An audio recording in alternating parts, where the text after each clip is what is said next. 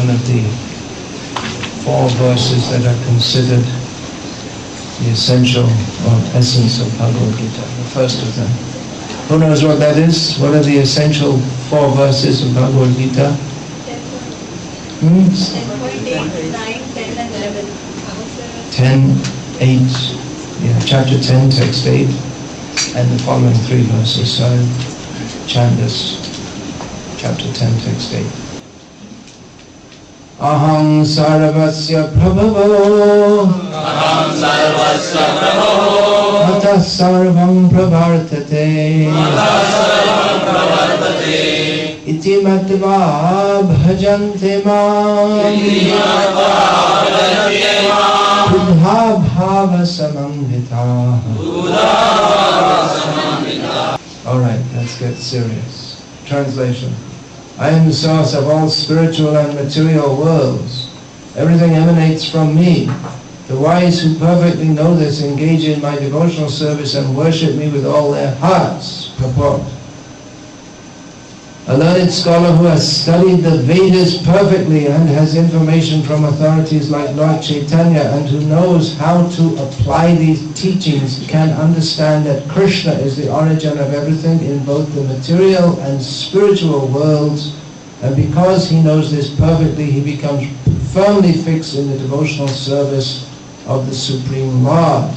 He can never be deviated by any amount of nonsensical commentaries or by fools. All Vedic literature agrees that Krishna is the source of Brahma, Shiva and all other demigods. In the Atharva Veda, Gopala Tapani Upanishad 124, it is said, Yo Brahmanam Vidat Hati Purvam Yo Vai Vedam Shardapayati Swakrishnaha. It was Krishna who in the beginning instructed Brahma in Vedic knowledge and who disseminated Vedic knowledge in the past.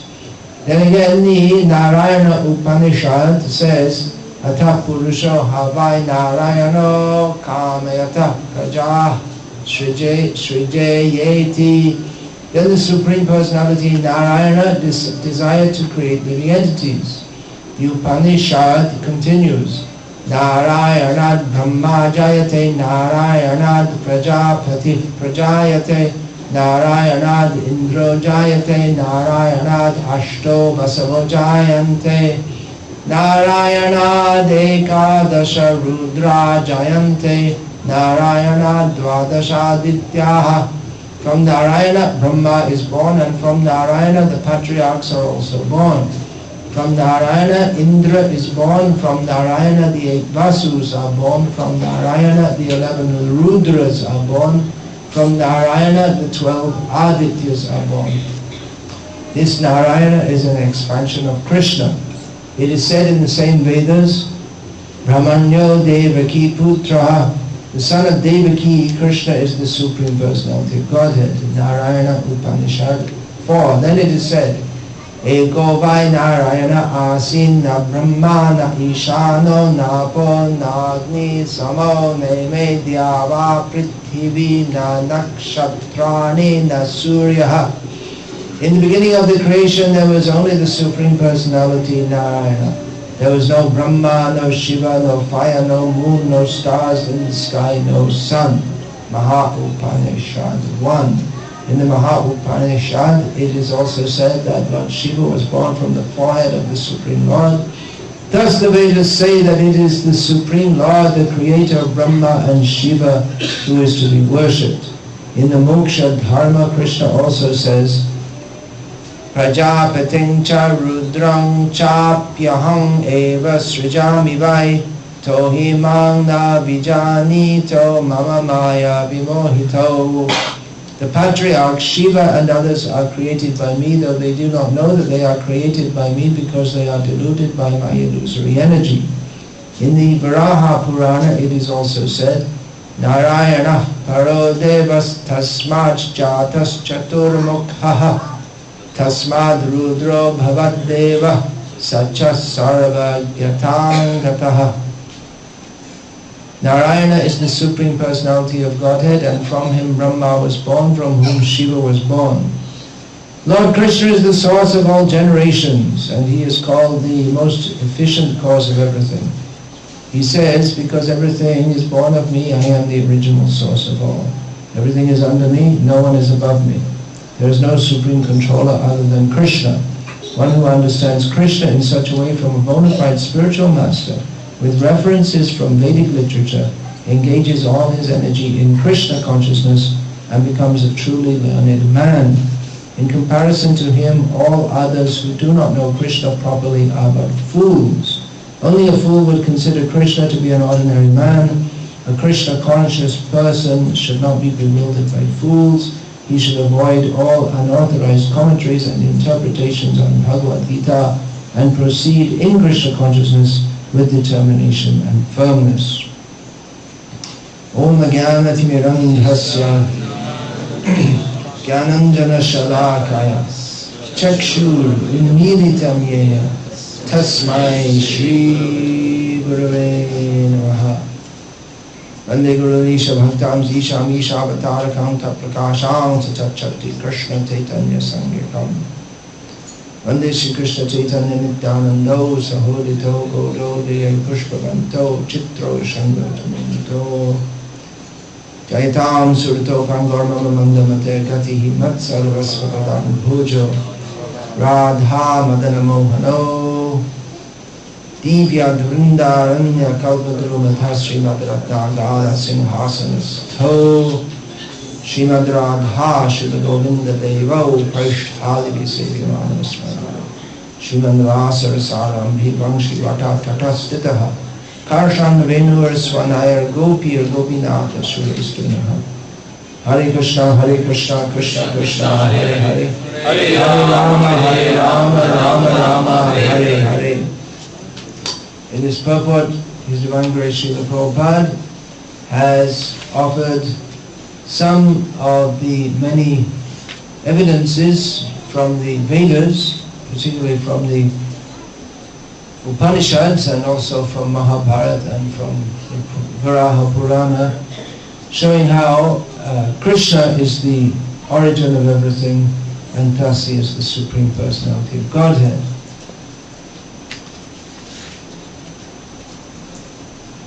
This is a very important point. What is the, it's essential point. What is the origin of everything? If we can understand what is the origin of everything is, then we can understand the purpose of everything. If we can understand the purpose of everything, then our life is perfect and successful. So Srila Prabhupada establishes this point very strongly herein and throughout his books and commentaries.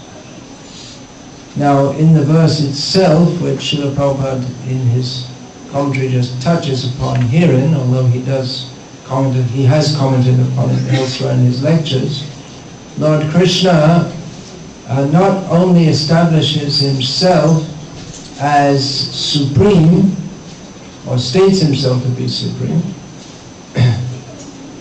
being the source of everything, but he also states that persons who understand this, persons who accept this, they worship him, such intelligent persons.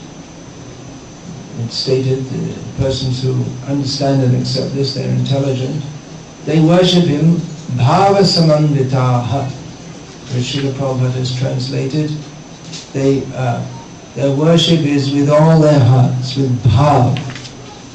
This is a well-known word for people who know anything about Sanskrit or Indian languages. Bhava has various meanings. The principal meaning is feelings or emotions, and particularly in Vaishnava understanding, bhava means ecstatic feelings for Krishna. Now, that Krishna is the supreme, that is reason to worship him, is it not? The small or the inferior defer to the superior. That is the natural law that we see. There are attempts since the 18th century in Europe, specifically with the French Revolution. There have been attempts to establish the equality of mankind. But it's only an attempt, because no two people are equal in all respects, or even in any respect. Maybe in their height or their weight. That's all. Weight is changing also at every moment. But in abilities, we find that everyone is different. You'll never find two people, even identical twins, who are identical in all respects in terms of their abilities. One person might be more intelligent in terms of their intelligence tests. But someone who's supposed to be very intelligent, they might not be very intelligent at how to cook idlis. It might be that this simple, uneducated housewife is more intelligent than a big scientist in cooking idlis. Of course, big scientists, they don't usually cook idlis. They're too busy cooking up chemicals or other things. But they might be, what we say is intelligence, it might not necessarily be all-round intelligence. It also requires some intelligence to cook idlis, doesn't it? To cook good chapatis. Generally, South Indian people are not that expert. So, to cook chapatis also requires some ability. It requires some practice, and it may be that someone who's not a brilliant mathematician, if you say calculus to them, they look at you blank, they have no idea. But they know how to cook chapatis. So it's a different kind of intelligence. Anyway, the point is that everyone has different abilities, and no two people are equal in all respects. If you want to eat a meal, it's not very practical to be brilliant in calculus, but useless in cooking. It's more, if you have a bunch of chapati flour and vegetables, and you don't know how to cook, then it won't help you to be a brilliant engineer.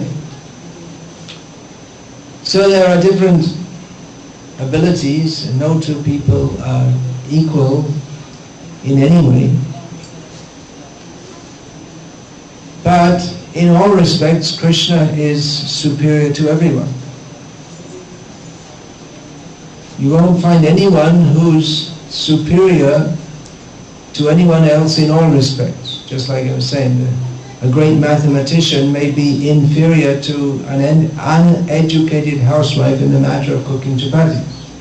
So you could say that the housewife is superior to him, at least in chapati cooking. She's probably superior to him, if he's a male, in wearing a sari also. Although maybe not nowadays. I was told somewhere, where was that? Somewhere in the world. In Boise, Idaho, in the United States of America. A devotee who's from somewhere in North India, Hindi speaking, told me that one young lady had come there to Boise from Bareilly in UP, which is a provincial town. It's not a fashion center like Delhi. And she never had anything religious in her life, even though coming from a provincial town. But when she came to Boise, Idaho, which is a provincial town in America, she met the devotees and took up Krishna consciousness, and actually got married right there in Boise, Idaho, to a devotee. And at her wedding, she had to be shown how to put on a sari, because she never worn one in her life before. So, anyway, that's just an aside. The point is that in this world, everyone is superior to someone else, to someone else in some respect or other. We won't find anyone who's a complete all-rounder. Someone knows something. If you find two people, one person may be superior to the other it may seem in all ways, but in some ways, the person who's less superior might be actually more. Might be better. Just like someone who's very intelligent and rich and powerful, they might, if they're in some difficulty, they might not be able to tolerate it as well as someone else who's used to difficulties. Rich people, they might, just like if a rich person loses all their money, they think, oh, all the rest of their life, they're thinking, oh, how terrible. Before I had so much money and now it's so bad. But the person who is born into that situation, they just think it's normal. So they don't suffer as much. Anyway, Krishna is supreme in all respects. Krishna is the most intelligent, the most capable in doing everything. He's the source of everything. Paurusham Rashu. He is the ability in man, he declares in Bhagavad Gita. So he is the source of everything, and those who are intelligent, they therefore worship him. That's an intelligent thing to do, to defer to the superior. We may say that everyone is equal, but try going into your office on Monday morning, and if your boss gets on your case, getting on his case back, or saying that, look boss, I'm fed up of you telling me what to do, now you do what I say. And he'll say, well, I'm only going to tell you one more thing, then I won't tell you anything else. You're fired. Get out of the door. It doesn't work practically. Practically in the world we have to defer to a superior. As I say, it's the natural order. The animals in the jungle, they respect the lion. If the lion comes out, everyone's afraid, because the lion is the king of the jungle. Even at the garbage heaps which pile up on the side of the road in India, there's a pecking order. There are little sparrows, they come, if someone comes and throws out their garbage, then the sparrows may come and look to see what's there. But then the crows will come and chase the sparrows away. And then a cat will come and then chase the crows away. Then a dog will come and chase the cat away. Then a cow will come and chase the dog away. And then what are called these scavengers, or the human beings who come and look for something that if they collect enough of it, they might be able to sell it for 1 or 2 rupees. They come and chase the cow away. So everyone defers to someone who is more powerful, who is more superior, who is superior. So those who are intelligent, they try to find out who is superior in all respects, and that is Krishna. And those who understand that Krishna is supreme, they worship him. Now, why does the sparrow get out of the way when the crow comes? He's afraid if I don't, then the crow will hurt me, because the crow is capable to hurt me, isn't it? And even though the cow is bigger than the human being has a stick in his hand, and the cow is afraid of that. So out of fear, we defer to a superior. So that is a beginning in God consciousness also. That is inculcated in the Abrahamic religions. That means Christianity, Judaism, Islam, especially, that's emphasized. fear God. Otherwise you will burn in hell forever.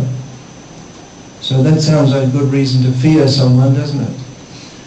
If you don't do what he says, you'll burn in hell forever. I will smite them ad infinitum. That was a song I learned in school. God speaking. I will smite them ad infinitum. That means I'll punish them eternally, unlimitedly. So that's a beginning in God consciousness. That do what God says, otherwise you'll suffer severely, because He's supreme and He can punish you supremely. You can really suffer in the worst possible way at the hands of God. But that doesn't inspire love of Him. They may say, love God, otherwise you'll roast in hell forever. So, okay, I love you. Please believe me, I love you. But that love and fear don't sit together very well. Respect, someone may respect another out of fear. But love, real love begins where there's no fear. Just like the president of the country. Others may fear him, but his mother doesn't fear him, even though in all respects the president may be superior to his mother. He's bigger and stronger, he's more powerful and famous, but the mother, when she sees him, she doesn't think, oh, the president of the country. She thinks, that's my little boy. When are you ever going to learn to brush your hair properly? She'll tell him. Oh, sorry. I remember seeing once in Russia, in one place, we were out chanting the names of Krsna in a public place. And there was this huge guy, young man, and I think it was a gypsy or something like that, not ethnically Russian. So this huge guy, and there was this little woman who was half his height, and she was rah, rah, rah, rah, and she was getting on his case like anything, and he was like this. Looked like, it must have been his mother, I guess. So he was subordinate to her, not out of, well, some fear might have been there, but not exactly the fear that, well, she'll slap me. She might slap him, but she can do so only because there's a relationship of love. Because if a man half the height of him came and slapped him, he would, with a little finger, he'd flip him over on his back. Huge, strong guy. So, where there is love, there is no fear. Now here in this verse, it's stated that those who are intelligent worship Krishna with love. He said with bhava. But really this understanding of the greatness of Krishna is only a beginning, because bhava, that comes not from simply understanding that Krishna is supreme and supremely powerful, but there's more understanding. If Krishna is the source of everything, that means he must be the supreme person. There's not creation ex nihilo. Everything comes from nothing. Some people posit that. Everything comes from nothing. Everything that exists comes from nothing. This is science, so we're told. In the beginning there was nothing. And then there was a huge, nothing exploded, and then there was everything. This is called science. However, we accept the science of Bhagavad Gita, in which in the beginning there was Krishna. And actually there is no beginning of Krishna. Adadir Adir Govinda Sarva Karana Karanam. He is the cause of everything. He has no beginning. And people sometimes say that, well, if God is the cause of everything, if God created everything, who created God? And they think, now I've got you stumped. But it's a stupid question. Because God means who has no origin and no creator. So it's a silly, they think it's a very intelligent question, but it's a very silly question actually. Because God means the ultimate source, that which has no other source. So Krishna is the supreme person. He is the source of everything. Everything has its origin in him. So the supreme, from whom so many persons come, is not a non-person, impersonal. That's a logical deduction. How can all that exists with its variegatedness come from non-variety?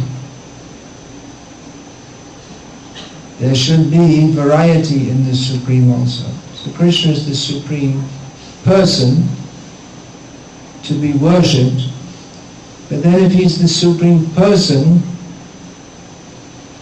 is he just being supreme? He's so busy being supreme. Must be so busy. The manager of a company is a busy person. Let's see, some manager has his cell phone going off. Switch off, please, your cell phone. You can go back to managing your multinational corporation. And managers of multinational corporations don't come to hear about Krishna. Not much. They're too big. They're too big. They're in the illusion of thinking themselves very big.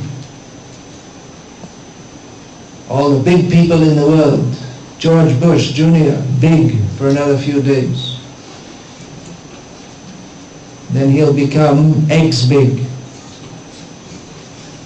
Then after some time he'll become the late George Bush, not very much regretted, probably, by many. Then he'll become, who knows, there are 84 lakh species of life. So everyone can guess which one he'll go into. Great man, greatest man of the 20th century, according to Time magazine readers, was, Kondanega Kropati. You don't know. Alright, it was Albert Einstein. So, Albert Einstein was a great person, no doubt. But he is no more with us. Whoever is great, their greatness is limited by time, at least by time, and intelligence also. Albert Einstein was very intelligent, no doubt, but not unlimitedly intelligent. And it seems he wasn't very good at human relationships also. At least he didn't get on very well with his wife, for those of you who are interested. So, greatness. Who is great? Krishna is great. Who else is great? Well, no one really. How great can you be? Among the ants, they think that the Who's the greatest ant? The king ant? No, there's no king, it's queen. The queen ant is the top ant. And as far as the ants are concerned, the queen ant is the all in all. So in this human society, we think that some great human being is very important. Who's the Prime Minister of Singapore? Is it Prime Minister or President or what? I can't remember. It's over 20 years since I was here. What is it? Prime Minister, President, or who's the big shot? Prime Minister. And he's the son of the previous Prime Minister, is it? And so it's like oops, we don't talk politics here. It's a little dangerous in Singapore. But anyway, what's his name? Lee something. Well, that's not difficult to remember. Probably half the people in Singapore, Lee something or other. So in Singapore, I thought you all know it. You're not very good Singaporeans if you don't know the name of the Prime Minister. So in Singapore, he's considered very important, and in Singapore, people think that Singapore is very important, and it is quite important considering the size of the place. But all in all, it's just a tiny little blip on a map, and you know what? The whole Earth planet is just a tiny little spot in the universe. And what's more, this universe is only a tiny little spot, like a mustard seed. The example is given in Chaitanya Charitamrita, a mustard seed. If you have a bag of mustard seeds, how many, if you have okay, here's another quiz.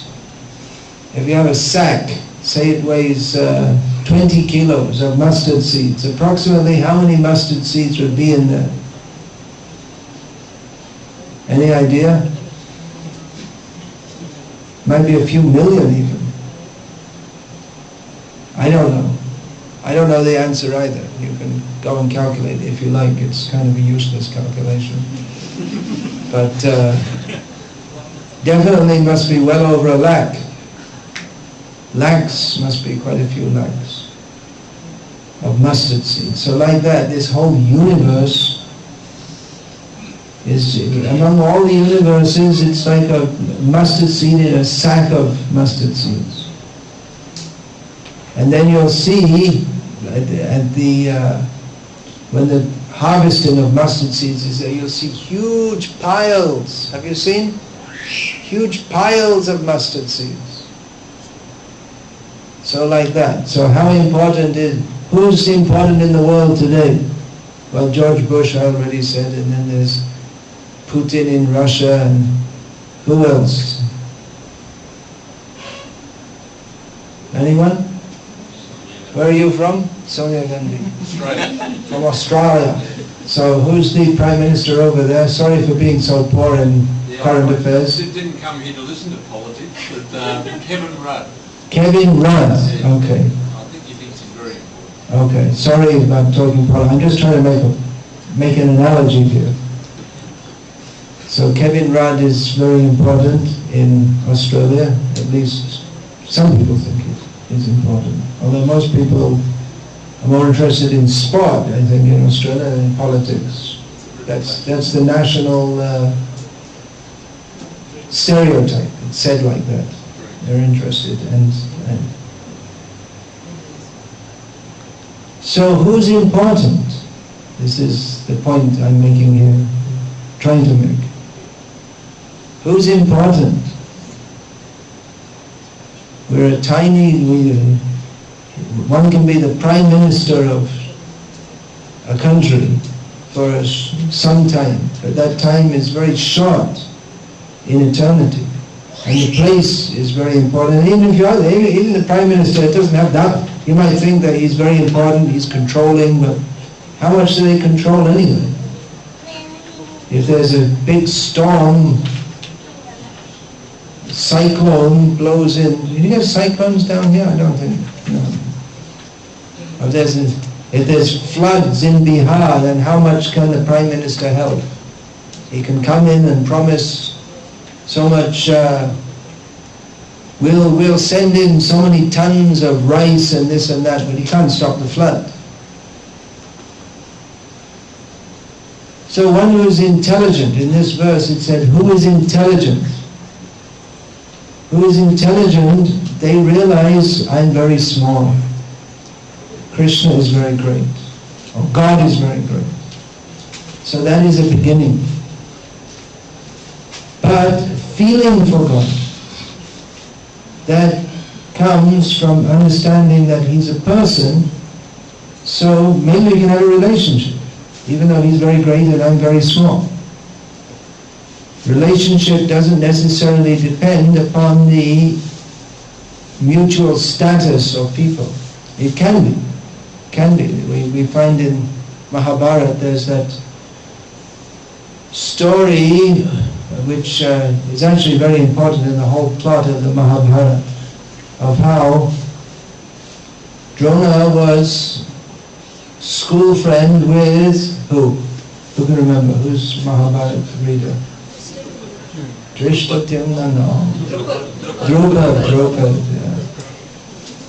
So later they went to their respective places, and Drona was a Brahmana, so he was very poor.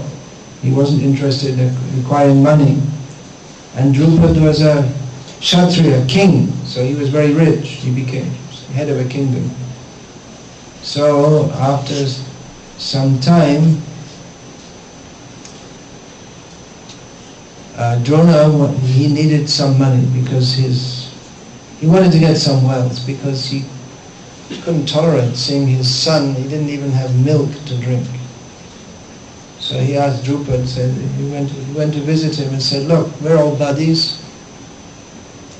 So, I'm pretty poor and I'm a Brahmana and we're friends. So, not Drishta, we got me on the wrong note there, Drupad. He said, friends, forget it. Friendship is between equals. And I'm rich and you're just a beggar, so I can throw you a couple of gold coins if you want, but friends, forget it. We're not friends.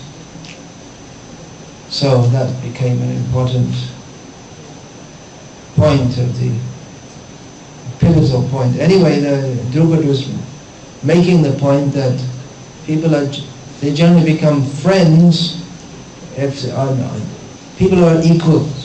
And that's usually in wealth, people there's some division according to wealth. Generally wealthy people don't become friends with poor people. But with Krishna, everyone can be his friend, because Krishna doesn't really care whether someone is rich or poor or intelligent or not intelligent, because to Krishna we're all pretty much the same. Just like we see the ants, they all look the same to us, don't they? But among the ants, they all know each other, and they're all different, and they can appreciate the difference between each other. But to us, they're just so small, we think they're insignificant. Now to Krishna, we are all much smaller than him, but he's kind enough to accept everyone. Even someone might be very wealthy, but to Krishna it is not much, because all the wealth comes from Krishna. He's the source of everything. And to Krishna, whatever wealth someone has, it's insignificant anyway, because Krishna has everything. So he doesn't care for however wealthy we are. Dhane jane pandite Krishnere nahi pai keval bhakti vash Chaitanya Gosai. This is stated that if one has wealth, or one is popular, or one is very learned, we won't attract Krishna by that. But if we have devotion to him, only by devotion can Krishna be attracted. So this is Krishna consciousness, or a higher level of God consciousness.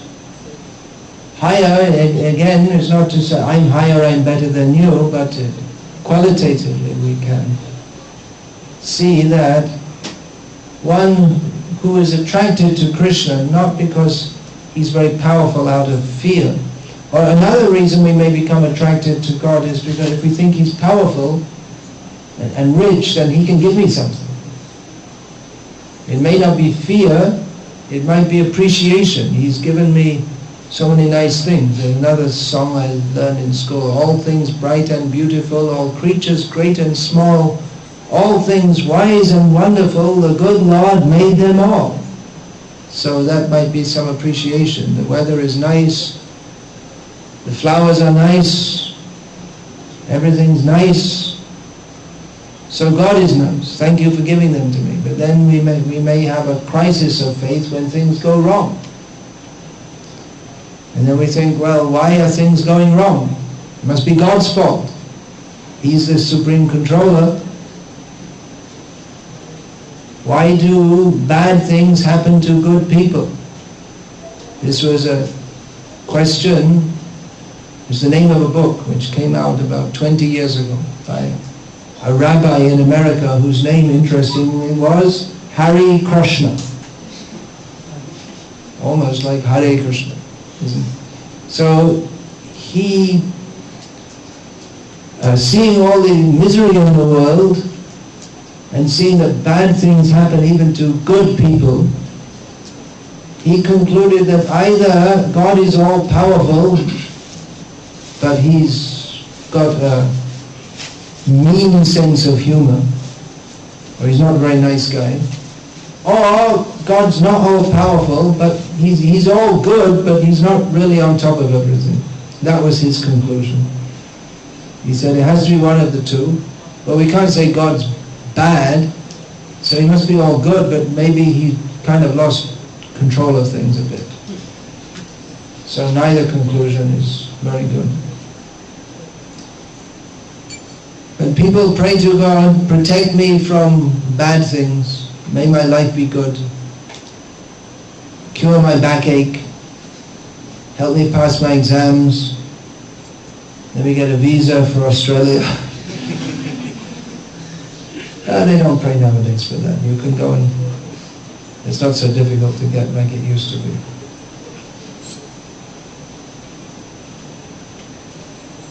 Or they may pray, kill my enemies. There's a large part of the Vedas in which is a Dharma Veda for killing enemies. That's pretty severe, isn't it? What can he do for me? What can God do for me? But the real love begins not thinking what can he do for me, but simply loving him for what he is. Srila Prabhupada said that the closest thing to pure spiritual love in this world is the love of a mother for her child, because the child can't do anything for the mother. And in fact, there you go, the demonstration. In fact, the child often, or not often, but pretty much 24 hours a day, especially when they're very young, they're simply demanding or requiring the attention of the mother. But the mother, hopefully, loves the child, and even though the child does something which would normally be considered horrible, the child may pass stool all over the mother, but she doesn't mind at all. As long as the child's a baby. He's grown up if he does that. I don't think it's something very strange. There's nothing that she gets from the child, but of course there may be the potential that when the child grows up, I can get something back. That thought might be there. But basically the mother is unconditionally loving the child. So that's the nearest thing to spiritual love. Spiritual love is without any condition. Then why love Krishna? We should be able to love anyone, isn't it? Then any love can be considered spiritual. Generally we think that love is spiritual. However, there's a distinction between karma, there's this word karma, which means desire, and prema, which means pure love. Atmendriya ichcha vancha tare bale kam, Krishnendriya priti vancha dhare premanga. A distinction, this very important distinction, is made between material desire, which is sometimes in this world called love, and pure love, which is for Krishna. Krishna is the source of everything. He's also the center. He's the actual object of love for everyone. And karma means desire. So if one desires anything from anyone else, if we want something from someone, what can I get from them? Then that's not pure love. It's a kind of business exchange. I love you, I worship you, but you have to do something for me. I go to the church or the mosque or the temple and I pray to God, oh God, I love you very much and I need this and that and something else, so please supply it. And we find that some temples, they become very popular because of the reciprocation of the deity in the temple. Just like this Tirupati Balaji, who's been there? All the people from Andhra Pradesh, they must have been there. All of them from Andhra Pradesh and Tamil Nadu, they've all been. Who's been there? You must have been. Oh, mostly South Indians, is it? Yeah. So they've all been to the temple of Guru Govinda Srinivasa on Tirumala. So it's a very popular temple. Too popular, you could say, because it's such a rush that you just get physically pushed into darshan and out of darshan. There's no time. Nowadays they have a new arrangement. It's like you get the feeling of being a cattle, the cattle being driven for slaughter, the way you're pushed around there. So why are so many people going to that temple? Because, well, it's known that he reciprocates, especially for money. Many people have their business partner, Balaji. So we find all over Andhra Pradesh, Srinivas wine shop, and Saptagiri hatcheries, and they give a percentage of the profits to Balaji. He's a business partner. I think India is probably the only country, India, maybe Nepal, where you can make God a partner in your business.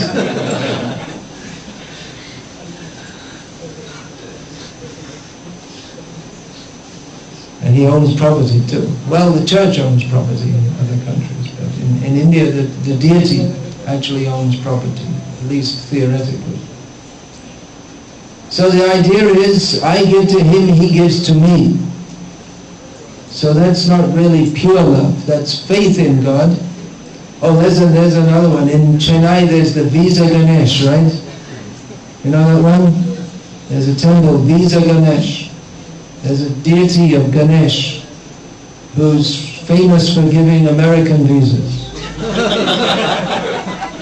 That's why they call him Visa, maybe Australian too. Mostly they want to go to America. I guess he can give you a visa for anywhere. Especially famous for that. So it must work, otherwise how do you get the name? There must be something going on there. But it's not exactly pure love, is it? So pure love means to love someone well. Just like we find among lovers, they say, well, I don't want you to love me just for my money or just for my beauty, but I want you to love me for who I am. But no one loves others. No one loves anyone else for who they are. Not just for that. It might be partially that. But, or at least generally we can say that young men fall in love with young women and vice versa. We don't find young men falling in, generally we don't find young men falling in love with 80-year-old women, or vice versa. There's physical attraction. But Krishna, those who are devotees of Krishna, those who are advanced, considered advanced devotees, that they know that love, real love, is not simply because of the beauty. Of course, Krishna is very beautiful. If he's God, then why should he be ugly? He can be ugly also. The form of Nrsimha is very fierce, but that's also beautiful. It may seem very fierce, but that's also very beautiful. Devotees see him as beautiful. But the form of Krishna is very beautiful. Yang Shama Sundaram Achintya Guna Swarupam. His form is blackish and spiritually beautiful, and it is composed of inconceivable qualities. So Krishna has so many qualities. He's a person, so how do you know what a person is? By their character. Everyone's not the same. Everyone has a different personality. That personality can be analyzed by psychological methods or astrological methods. If you see an expert astrologer, they'll look at your chart, or sometimes not even by looking at your chart, just by, there are some people, you just see them and they can tell you everything about them. Have you ever met a person like that? I met someone like that once. Mantralayam. Who knows Mantralayam? On the border of Andhra and Karnataka. So I was there once, I was just going past someone's house and the door was open and the person called me, I went inside and then he just started telling me about me. I'd never seen him before. He was an astrologer and he had some mystic powers, it seems. So some people are like that. In Bombay there's someone who's famous. You go there and either he or his daughter, they'll just tell you everything about you, and then they'll tell you what your question, they'll give you the answer to your question, whatever it was, without you even asking. So there's people like that. So, everyone has different qualities and characteristics. You can see in the astrological chart that someone may be very hot-tempered, someone may be very cool. Even if there is grounds for becoming upset, still they remain very calm. Someone is very greedy. Someone is very generous. They're all different kinds of qualities. So Krishna has all good qualities, and he has all bad qualities too, because everything comes from him. That's what he says here, right? I'm the source of everything. But in Krishna, even the bad qualities are good qualities.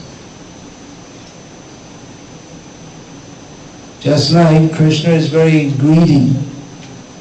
He eats so much. Jagannath at Puri, how much he eats.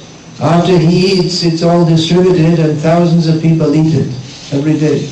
So in Puri alone, he eats enough for thousands of people every day.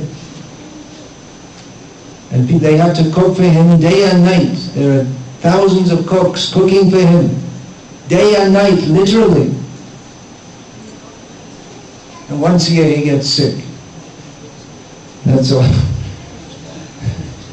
Nakdwara. Who's been to Nakdwara? Now you're going to get caught because there's North India, not so many. Nakdwara.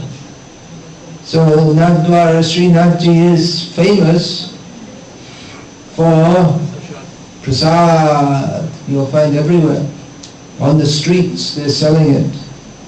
Even if you're sitting in your hotel, someone will come knock, knock, knock on the door with prasadam. So much prasad. Even the dogs are fat. And the only place in India I saw where the dogs are not skinny. There's so much prasadam. So he eats so much, and still every day he has to have in the morning. What does he eat in the morning, Krishna? Lots of things, but especially this makan misri that's offered in Nathdwara. And he eats so much. He has a big breakfast. Shukta shakari bhaji nalita kushmanda dali dauna dugda tumbi dadi mocha kanda. So many items are mentioned. That's his breakfast. We usually sing this song at lunchtime, but actually that's his breakfast, because it says that he's eating in the house of Nanda Maharaj. He eats morning and evening, but in the daytime he's out in the field. So he has a tiffin at midday. That's in the morning, but still he's eating so much, and he's still going out to other people's houses and stealing butter. How greedy can you get? And he's a thief. He's not only greedy, but he's a thief. But he's praised for that. Makan chor, the stealer of butter. So what would normally be considered bad in others becomes very good in Krishna, because Krishna, he might appear to be very greedy, but actually that's reciprocating the love of his devotees, because they like to cook nice things for him, and he reciprocates. And all the gopis in Vrindavan, they're making butter for him, and they're thinking how nice it would be if Krishna would eat this. But he doesn't just eat it, he steals it, and then that gives them more pleasure. So Krishna has all qualities, unlimited qualities. And this is what is most attractive about Krishna. Bhakti means to appreciate Krishna's Nam, Gun, Rup, Leela, his names, qualities, forms and activities, his pastimes. So his names, they're all spiritual. There are so many names of Krishna. And Krishna is the summary of all the names. Krishna means all attractive. Why is he all attractive? Well, because of his Guna, Rupa and Leela. His names are based on his qualities, form and pastimes. So there are many names connected with Krishna's qualities. Who can think of any name of Krishna's based on his qualities? Anyone? Dina Vatsala. Yes, Krishna is he's very kind to the fallen. Kripa Sindhu. Yeah, again, kindness. That's the kindness of Krishna. He's an ocean of mercy. Kripa Sindhu. Madhusudan. That's Madhusudan. That's connected with his activities. Killing the demon Madhu. There are many names connected with his activities. Some more? Dina Vallabha. Now we're going back to the Guna. Gopijana Vallabha. Yeah, he's the... Well, that Gopijana Vallabha, that takes in both qualities and activities, doesn't it? Because that means he's the lover of the gopis.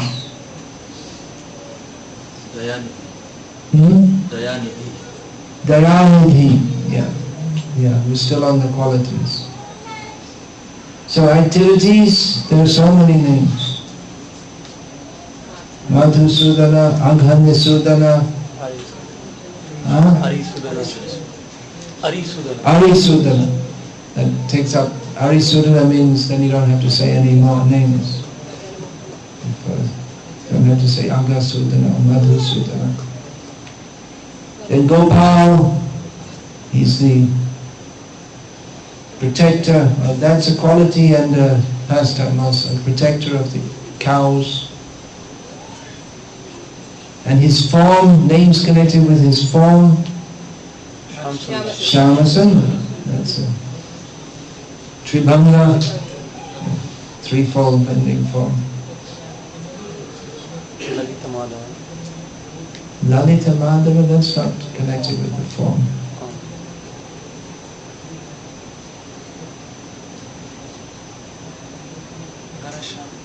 Ghanasham, black, thick black. So many names connect. Then we have so many names like Padmalochan, lotus-eyed, Aravinda Netra, means the same thing, Aravinda Labha. So this is describing aspects of his form.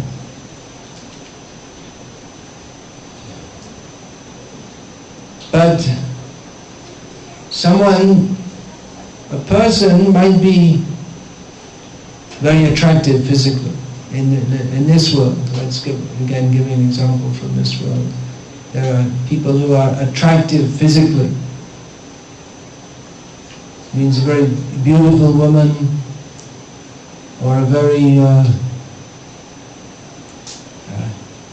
handsome man, a very strong man. They're attractive physically, but they might not be a very nice person. Or someone may have very exciting activities. There are so many novels of people with exciting activities. Imagine, and there are real life exciting activities also. But the people who have these exciting activities, they may also not be very nice persons. Or people, they might be popular because of their songs, musicians, people, they compose songs,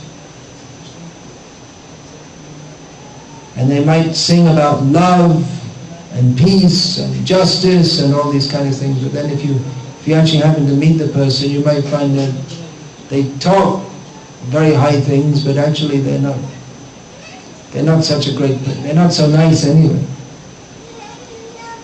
So my proposal here, at the end of all this long drawn out talking, is that love, here in this verse, bhava samandita, love, that is ultimately based on the qualities of a person, not on his means his or her. I usually say his, as I didn't get in the habit of saying his or her. So, the qualities of a person. Someone may be very great, they may be very powerful, they may be very great in some way or another. But that's not reason to love them. You know, no one actually loves someone just because they're great. I mean, one may fear or respect them, but no one loves someone else because they're great.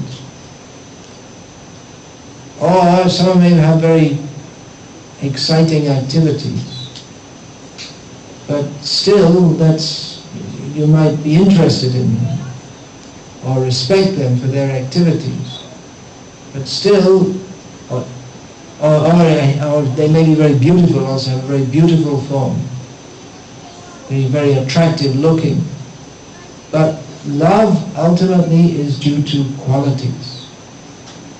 So Krishna has all attractive qualities. So here, you've all come here,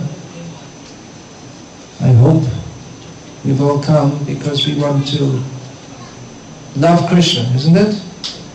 You want to love Krishna, or some people? Well, it depends. Some people are coming because they are intelligent. And this verse says those who are intelligent, they understand Krishna is supreme and therefore they want to love him. Others may be coming because, well, they're just getting interested in this. All right, let's find out more about it. Some people might be coming because they think, well, I'm a Hindu and this is Hinduism, and all right, I'll be a good Hindu. Maybe someone's coming because of that. Someone might be coming because you get pretty good food. That's a good attraction.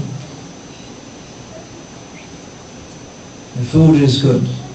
At the end, there's a good meal. So some people, actually many people, come to the temples of Krishna all over the world for the food, because we only offer the best food to Krishna. He should get the best food. And then we distribute it to others. So people happen to know all over the world, especially among vegetarians, that the best food is at the Hare Krishna center. So there may be different reasons for coming. But those who want to love Krishna, they will want to know of the qualities of Krishna. Otherwise, where is the meaning of love? So those qualities, of course, Krishna has unlimited qualities, but those qualities are described in Bhakti Rasamrita Sindhu, the nectar of devotion, in brief. Otherwise, if we are to discuss the qualities of Krishna in full, that won't be possible, because Krishna is unlimited. Anyway, I don't think there's time now, but there should be time. Maybe you could take that up in the next meeting. I just wanted to encourage you to read this book, The Nectar of Devotion. It's a very important book, and describes how to, all the practices by which we can develop love for Krishna, and then all the qualities of Krishna described with a brief example of each. And when we're reading about Krishna or discussing about Krishna, of course now we're reading Bhagavad Gita, which is a very philosophical work that gives us the background about why intelligent people worship Krishna. But we also read about Krishna's pastimes in Krishna book. And when we're reading that or hearing about that, we can just try to appreciate what are the qualities of Krishna.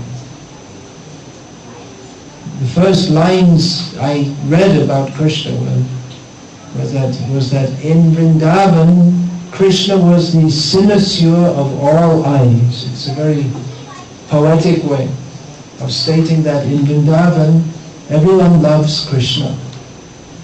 So why do they love Krishna? Because Krishna has so many wonderful qualities. And again, it's not just a matter of appreciation, but we may appreciate someone for their quality.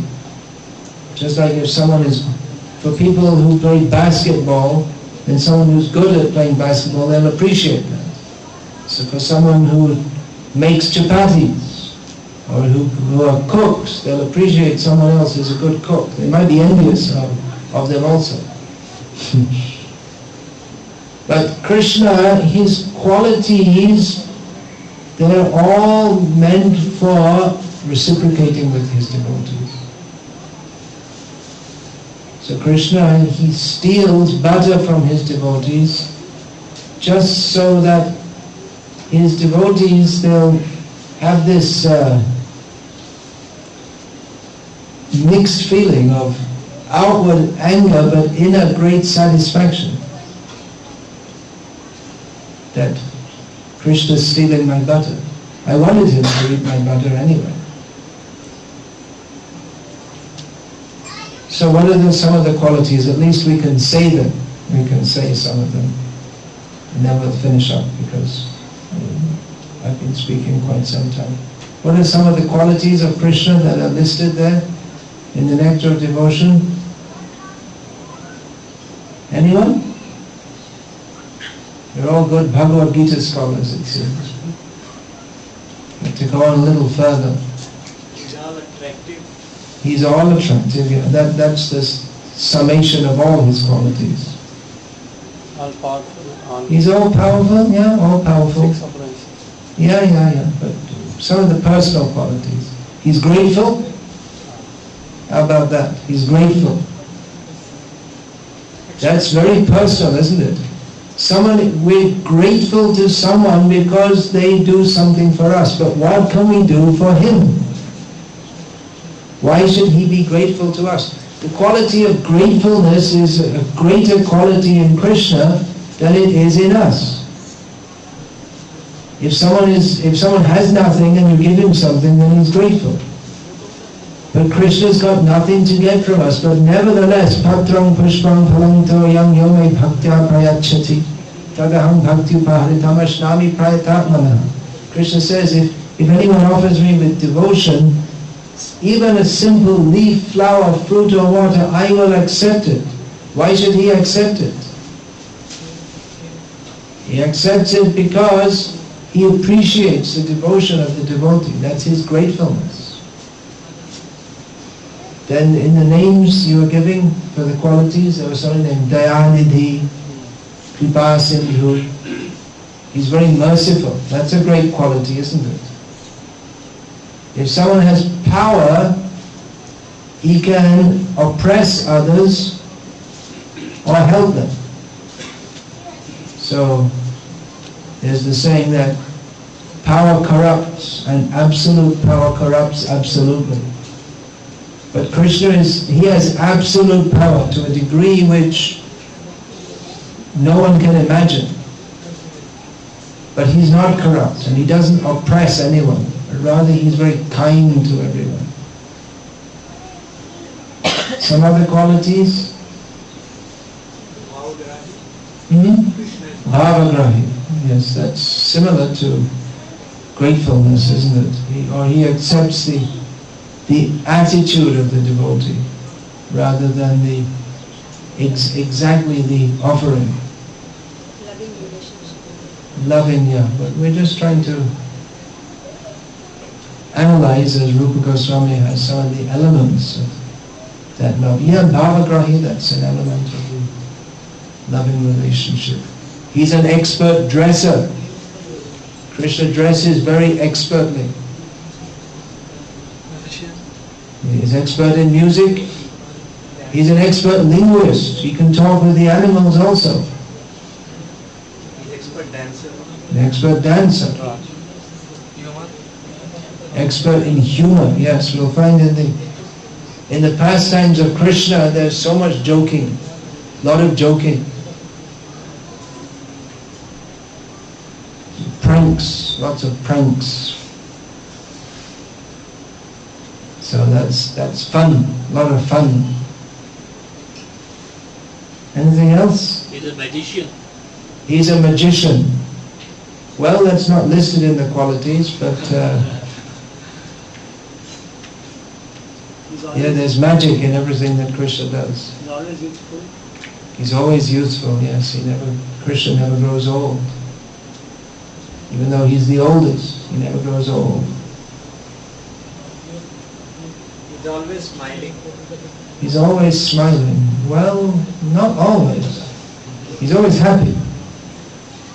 But I didn't see that he's always smiling. You can be happy and not smile also. You can smile and not be happy. Good friend. Mm-hmm. Good friend. He's a good friend. Yeah, that's true. All right. So what else shall we say? Jai Shri Krishna. All glories to Lord Krishna. Hare Krishna. Hare Krishna. All right. So thank you for so patiently listening. And if anyone would like to further the discussion by putting a question, please do so now. Do we have a cordless mic? I don't think so, no? No. All right. So, if anyone has any question, please ask it loudly so that everyone can hear. Or if you don't want to speak loudly, you can write it down and I'll speak in the mic. About Lord Shiva Maharaj in the purport, Prabhupada cited some Upanishads, various Upanishads that is coming from Narayana, Krishna. I mean, Gopalka Upanishad and Narayana Upanishad. I mean, description is being given. But when we see in the light of Srimad Bhagavatam that Rudra, 11 Rudras, they are coming from Lord Brahma. So just request. Where does Lord Brahma come from? From Lord Krishna. So how do we understand, I mean, whole context in light of Srimad Bhagavatam and then here? Well, there's not a contradiction. Lord Brahma is the intermediary creator.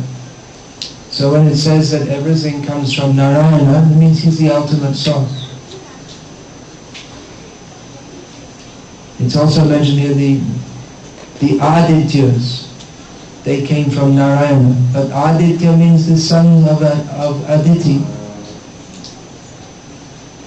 So it's understood here that it means he's the ultimate source. The Adityas, they're at the beginning of creation. So it's giving the names of all the oldest people in the creation and saying that ultimately they all came from Narayana. So that Lord Shiva, according to the Bhagavatam, was born from Lord Brahma. Doesn't mean that ultimately he doesn't come from Narayana. It's not a contradiction.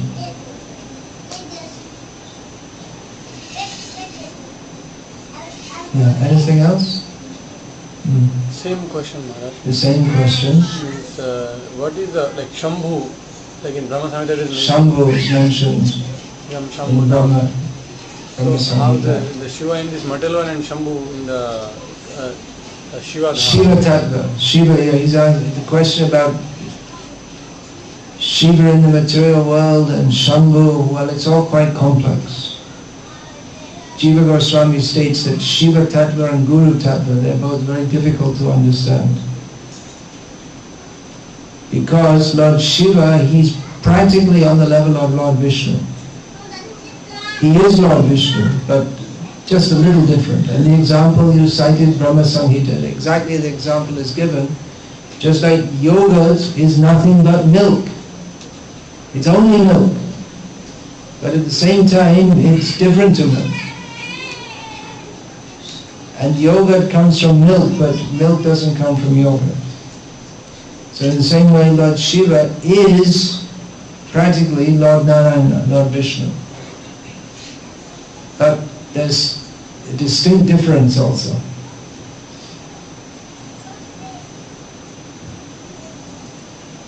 And there are various manifestations of Lord Shiva. It's quite complex and it requires a research project, actually, because it's, like I say, it's quite complex, and I don't know anyone who's actually analyzed that in great detail. It should be done. Anything else? Maharaj, it is said to acquire devotional service. It is said. Can you give a more specific reference? Otherwise you can say anything. Okay, Maharaj, how do we understand these qualities of humility, submissiveness, tolerance? They come from Krishna, and how do we increase them? Qualities of, what were they? Humility? Submissiveness. Service? Submissiveness. Submissiveness. How do we increase them? How do we increase them?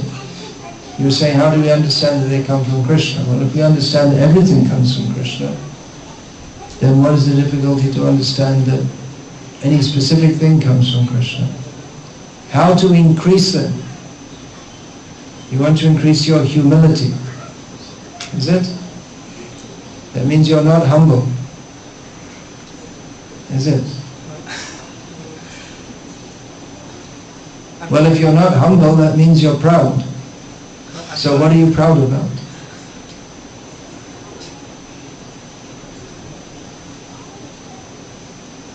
My possessions. your possessions. You're proud of your possessions. Is there any intelligent reason to be proud of your possessions? If we just analyze, there's no reason for us to be proud of anything. Humility should be our natural position, but we tend to be proud because we're in Maya, we're in illusion. We're thinking of ourselves as something that we're not. We're thinking these possessions, they belong to me, which they don't. I'm important because of this, but we're not important because of anything. There's no reason to be anything but humble, and to be anything but humble is simply foolishness. So we can consider like that. Humility also, it doesn't mean a show of groveling at others' feet, but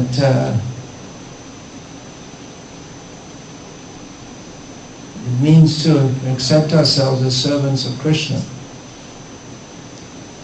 Srila Prabhupada, the perfect devotee of Krishna, was an aggressive preacher of Krishna consciousness. So how does that match with humility? Humility means seeing oneself as the servant of Krishna, and serving Krishna as Krishna is required to be served.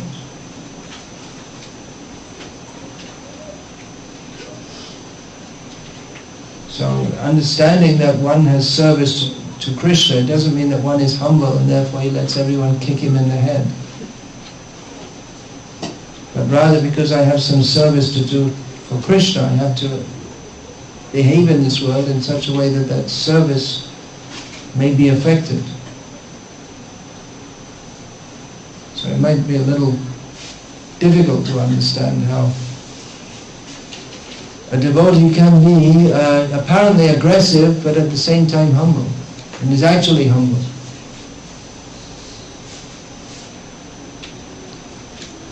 Intrinsically, he doesn't think I'm very great. He thinks I'm the servant of everyone.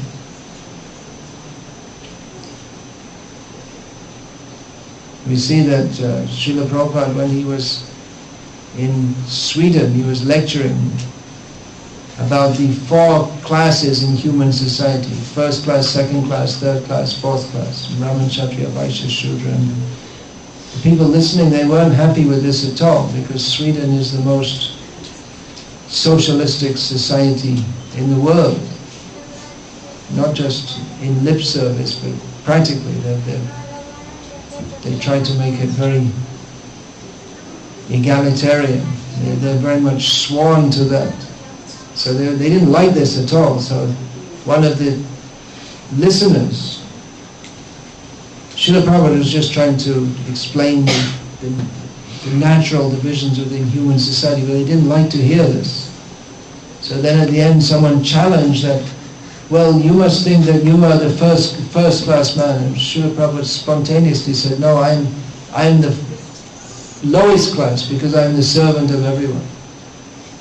So even though he was on the podium and lecturing, but from this spontaneous response we can understand that he considers himself the servant of everyone. And he was taking the higher position because he had to convey the knowledge which is the higher knowledge to others. As the humble servant of the previous gurus and humble servant of the divine knowledge with which he was imbued, he was humbly distributing that to everyone. Anything else?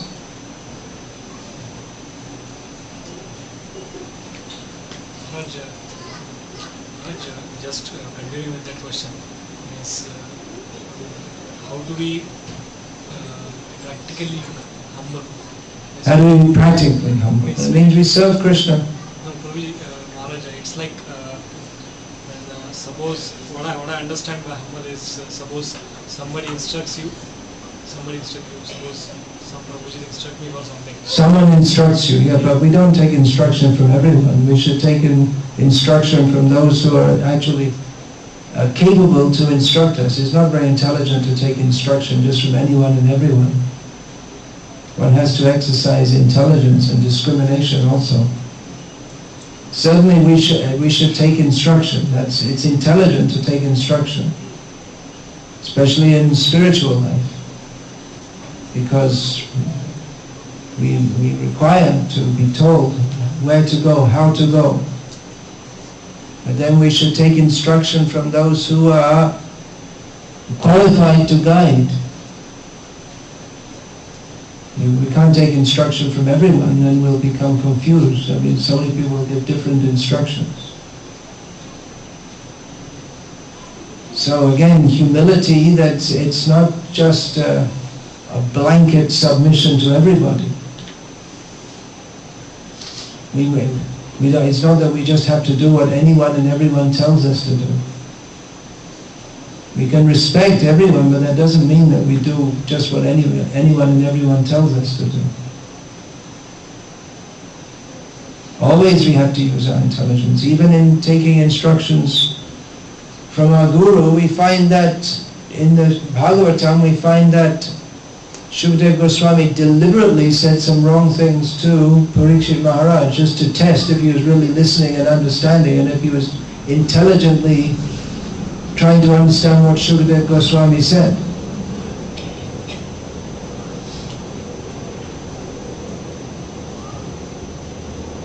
Parikshit Maharaj, when Shukadeva Goswami said that how can people be saved from hellish punishment, then Shukadeva Goswami said that they should perform prayaschita, atonement. And Parikshit Maharaj said, that's not a good idea, because we see people, they do that and then they go on sinning, so what's the use? And then Shukadeva Goswami said, well, then they should cultivate knowledge. And Parikshit Maharaj, he also wasn't satisfied with that, because simply by getting knowledge, that in itself may not be enough to overcome our tendency to sin. And then Shukadeva, having tested Parikshit, was he actually listening and understanding, but he deliberately gave him wrong knowledge, just to test it.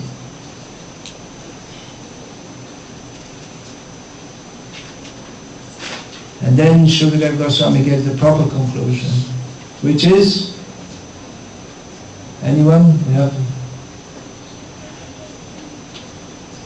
people learning so many shlokas. Do you know this one? Anyone? No. What's the ultimate way to overcome sinful life? You have to burn the sinful reaction by chanting the Kichit Kevaya Bhaktya. Anyone can finish off the verse? Vasudeva Parayana Agham Gandhi Katsneya Katsnena Niharamiva Bhaskara. You know it? Alright. That only by pure devotional service, by becoming fully attached to Krishna, can we become free from even the desire to commit sinful activities. And that example you were giving, the weeds, they should be not just cut, but they should be fully uprooted. But even then, if you throw the roots down, they may again take root, so it have to be totally destroyed. But in this verse, he gives another example. The example of, just like when the sun rises, the fog is dissipated. I think there's no fog in Singapore. Maybe some of you never saw fog in your life, is it?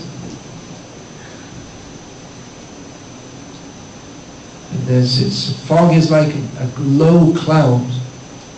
So in cold weather, you find this. You can't see your hand in front of you. It's like in the daytime, because it's so thick. The thick moisture. But then when the sun comes up strongly, then the fog will go away. In North India, in the winter, there's fog. In South India, no. Only in the Uti or somewhere like that. In the hill station. So, shall we finish there? We chant Hare Krishna some more? You all like to chant Hare Krishna? Hari Bol. Alright, let's do that. Have a little dancing also? Dance for Krishna's pleasure?